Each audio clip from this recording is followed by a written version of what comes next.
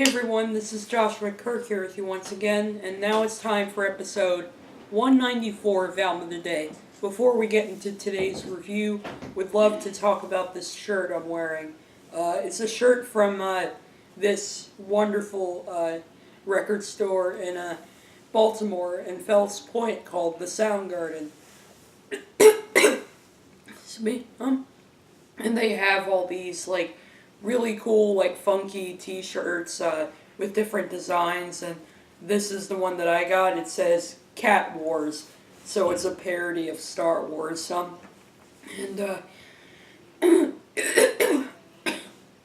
Excuse me. I'm pretty lucky to have this shirt because I really like Star Wars and I love cats too, so shout out to you guys at Soundgarden for all the cool t-shirts you have and the wonderful selection you have with the music and movies and whatnot. Anyway, let's get on to today's review. For today's album review, I'm going to be reviewing an English guitarist and singer-songwriter who has been a pretty seminal part of sort of that indie rock movement of the mid to late 80s and to the 90s and stuff like that. So he's been around since the mid 80s. So he really is an indie icon for sure. Of course, I'm talking about Mr. Robyn Hitchcock, who's put out several albums, and with a wide variety of different styles. And I'm here to review his latest album, which came out last year on this day, April 21st, 2017. And the album is called Robyn Hitchcock, so it's a self-titled record. And of course, I'm giving a shout out to my friends at Yep Rock Records, who have he's been on their label for pretty much the last 15 years. Something like that. Shout out to you guys at Yep Rock. You have such great artists on your roster, and thank you for all you've done for me over the years. And this is one of the few great albums they came out with in 2017. Anyway, I really like this album cover. It's like a painted portrait of Hitchcock with his cat on it, which I think is really cool. So, cats everywhere in this video. And then there's the back cover, which there's 10 songs on this album. It's over 36 minutes, so pretty short record, but definitely a great one. As you will see why I really like this album so much once I dig a little deeper in the video. And then there's a photo of Robyn Hitchcock there, and there's the liner notes. And this is his first album to be recorded in Nashville, Tennessee, with Brendan Benson producing. And it's recorded at Ready Made Studios in Nashville. Which he actually said, in an interview with Uncut, that Nashville is a really good place to make a psychedelic rock album. Which is pretty funny how he said that. This album actually got featured in Uncut's Top 50 Albums of the Year at number 38, so definitely gotta give him props for putting that album in there. And this is just some odd monologue right here. I can't quite understand a word in that monologue, in that little insert, but that's what's so cool about Robyn Hitchcock. He has the way of making you go, huh? With some of his wisdom. And then there's the disc, which it's nice and bright red.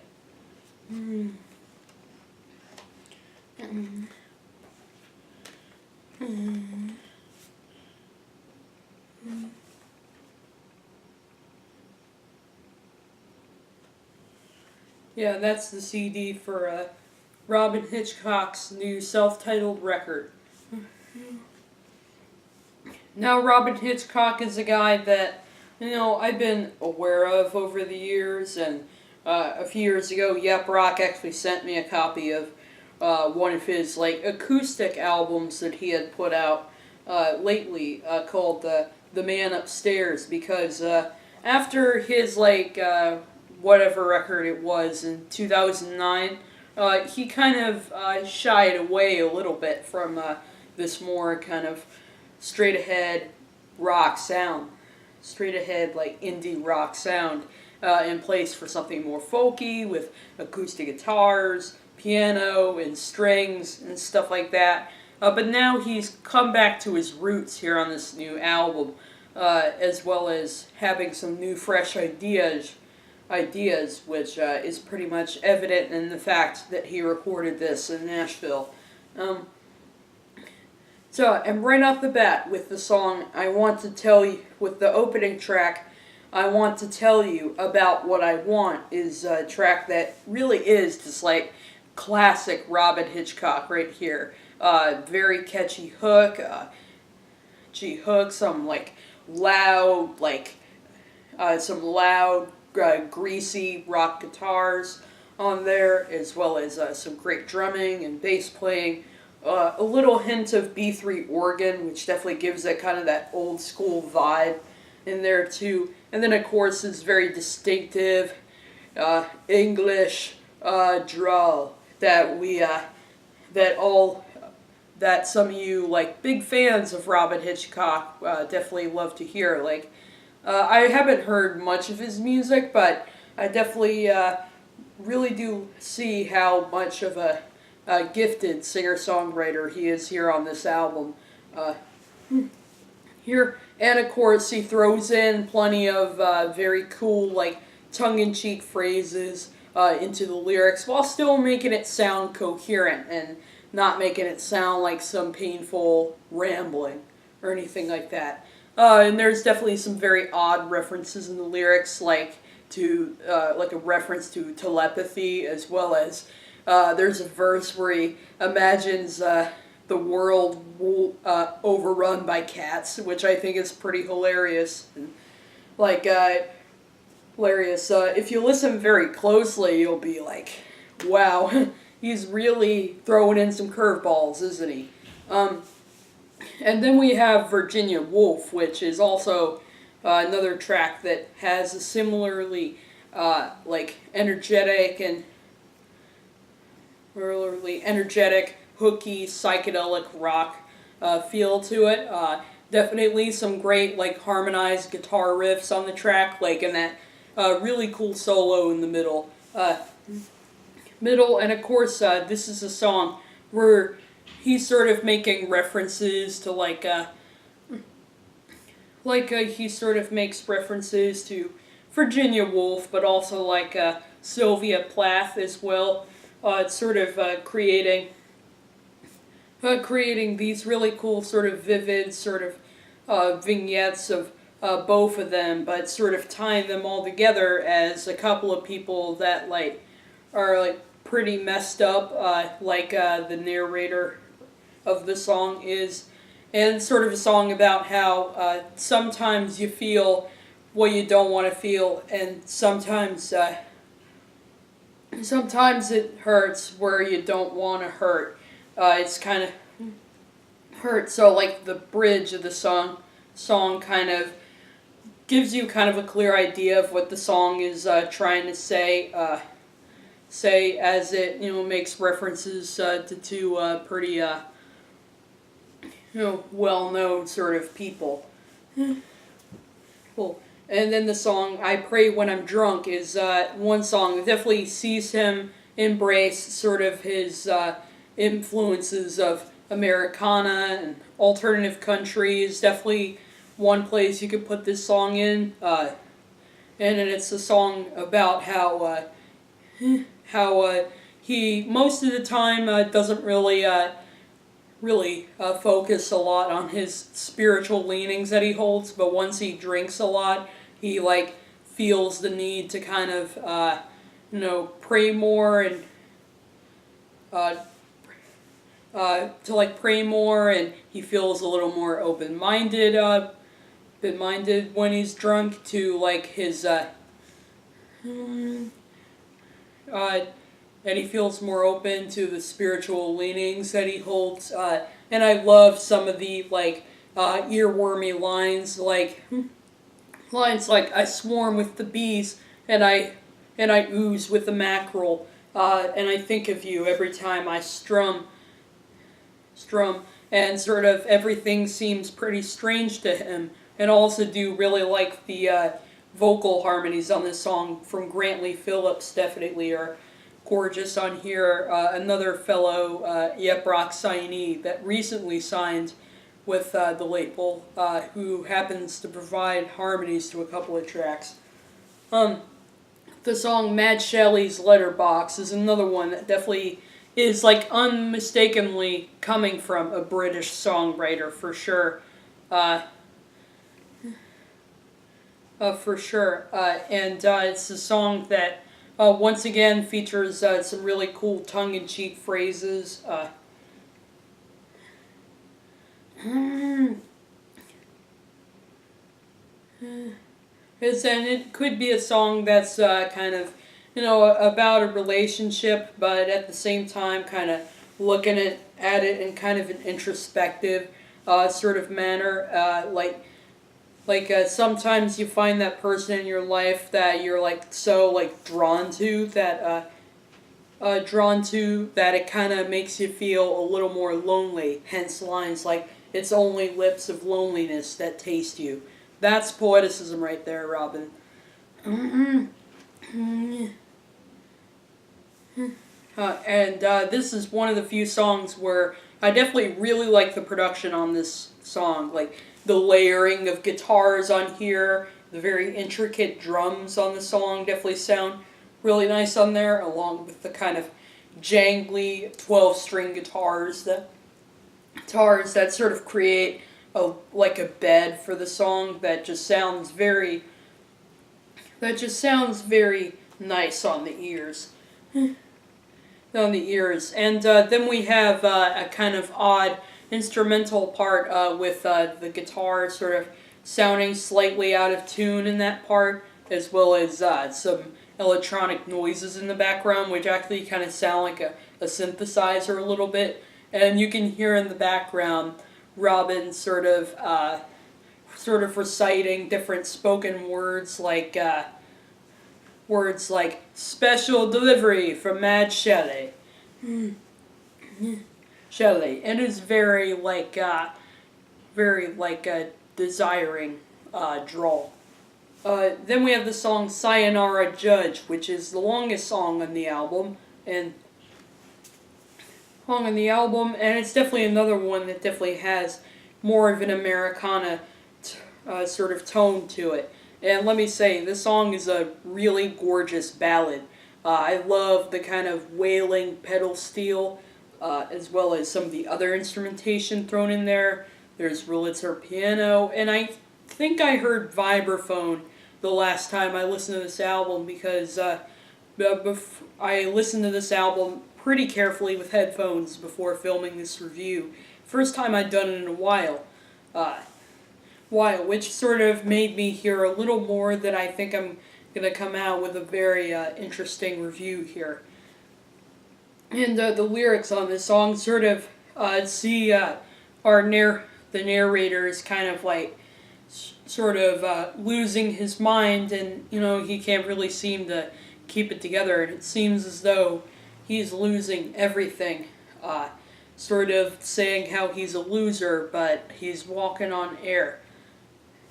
So it's definitely a song that definitely has some melancholy to the lyrics, but also definitely a sense of catharsis, especially towards the end, once he mentions how he's gonna say goodbye to this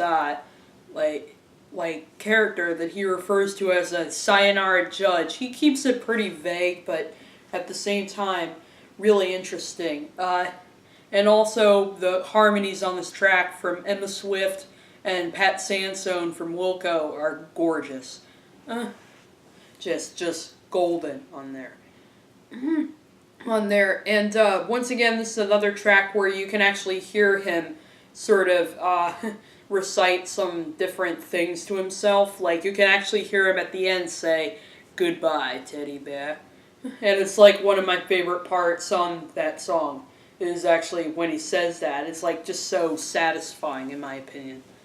Uh, the song Detective Mindhorn is another favorite of mine on this album. Another track that has some really cool, intricate instrument detail. Like, I love the different hand percussion on here. Bongos, shakers, guiro. It's definitely a song that has plenty of swagger to it, like with that really good bongo part on there. On there. And this is a song where he sort of creates these really cool characters, like this character named Detective Mindhorn, who's got a face looking like a caterpillar, and sort of song where the characters are sort of like opening up some case of what seems to be like a crime scene or something like that, and it really does show Robyn's ability to really tell a story that's like super engaging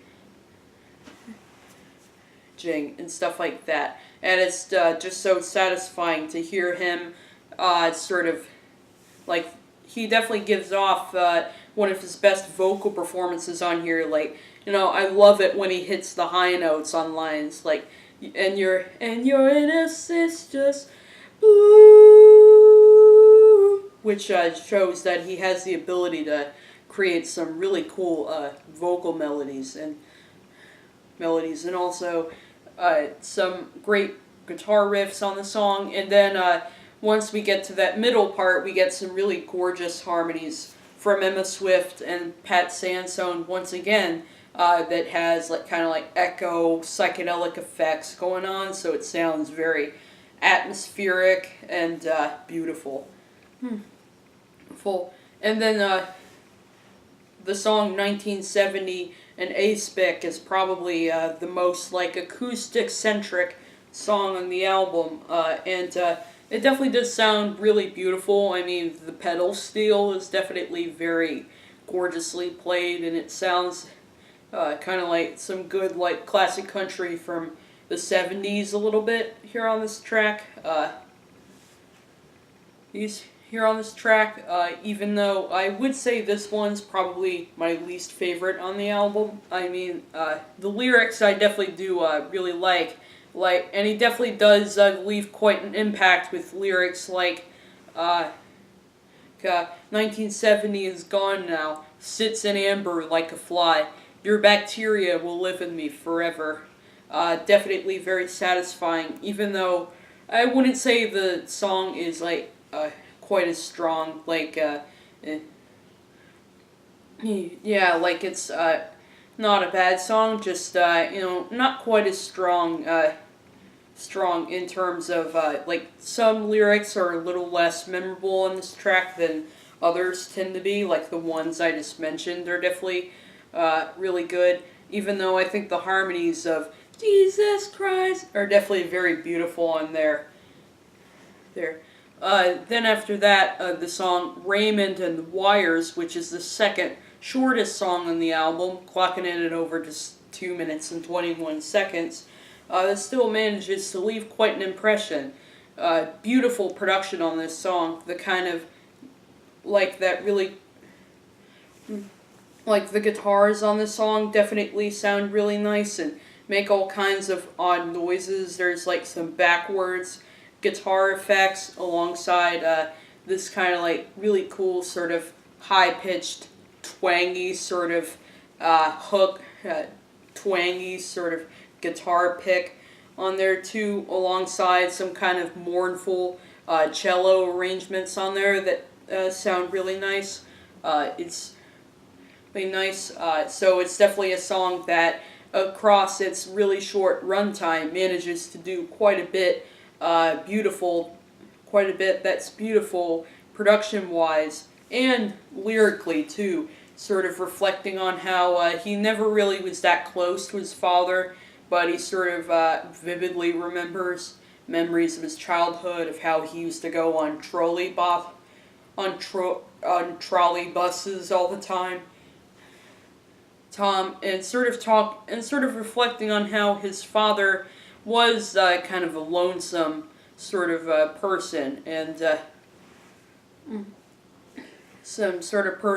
he sort of wonders what's like going on with what's sort of been going on with him like all his life. I'm not sure if he's saying that his father passed away or something like that, but it definitely is a song that sort of is definitely kind of dark and melancholy if you pay closer attention to the lyrics. And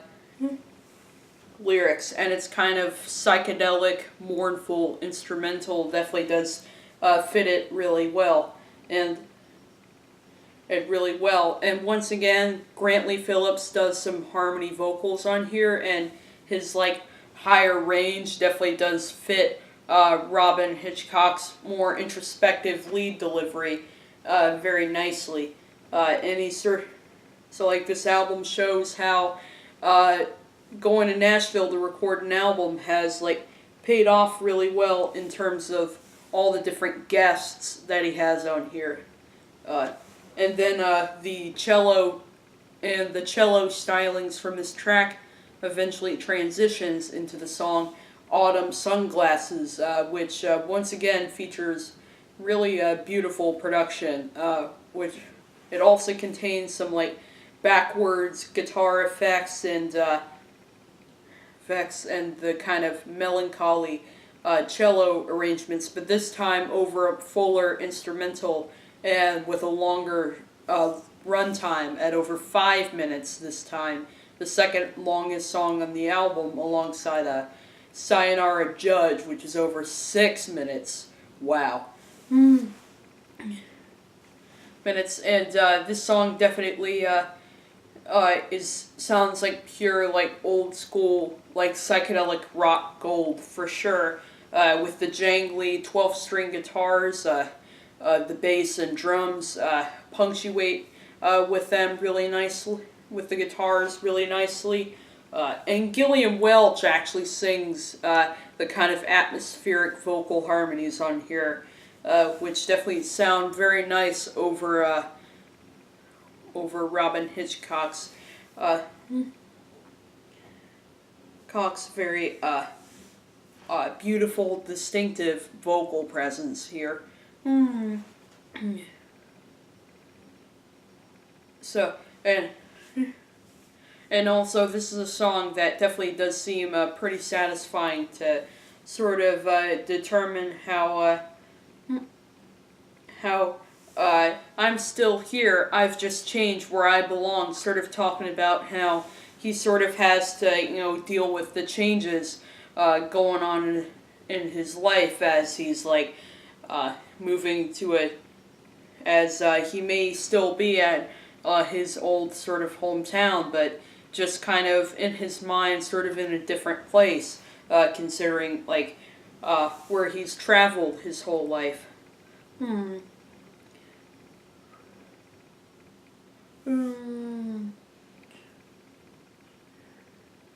And definitely some very satisfying poeticism in the song includes the line, you're so fine, all encased in your shades, and definitely a very nice hook on the track too. And I love how it fades out with the kind of psychedelic tones and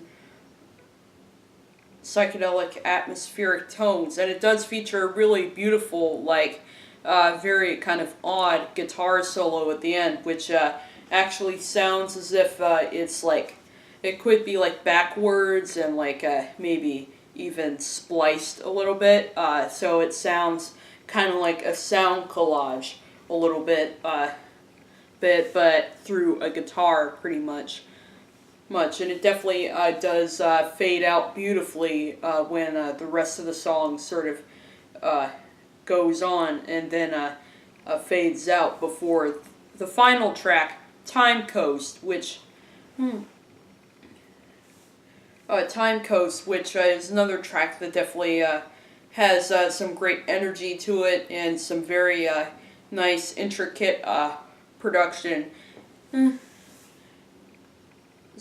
Production, including the weeping slide guitar, as well as that kind of chiming keyboard, which actually sounds kind of like an electric harpsichord, or it could be clavinet, I'm not quite sure, but whatever it is, it does sound really nice, and definitely takes a little bit of inspiration from the Beatles, and I think specifically Abbey Road a little bit in terms of the sound. Like that keyboard element in there actually reminds me of the song Because a little bit. The one that was used in the song Because a little bit, even though through a much more energetic instrumental. Yeah. Mental. And it's definitely a very nice sort of conclusion for like this concept album, as he calls it. When he says, I made it to the Time Coast, and I made it just in time. Like, I wouldn't say this album is, like, overtly conceptual, but it definitely does have some satisfying elements to make it sound definitely a little bit like a concept album, like his... so it kind of makes sense that this is a self-titled record, because it pretty much does define who he is and what his biggest strengths are. And also really nice vocal harmonies from Emma Swift and Pat Sansone that really color the song very nicely, especially towards the end of the track. So yeah, I definitely really love this album. It's definitely a record that, you know, even if you're whether you're familiar with Robyn Hitchcock or not, and whether you're a fan, and whether you're a big fan or not, this is definitely the kind of album that will sort of turn you into like a fan of his work, hopefully, because it definitely has some very beautiful, full psychedelic production, some very interesting, clever, poetic lyrics. The harmonies are fantastic, provided by all the great harmony singers on here. And then, of course, his voice is definitely one thing that will stick out to you right away once you listen to this album. So yeah, I'm definitely going to give Robyn Hitchcock an 8 out of 10 for sure. So like, this is my review for the latest Robyn Hitchcock record, which is also called Robyn Hitchcock. And I'll see you for episode 195.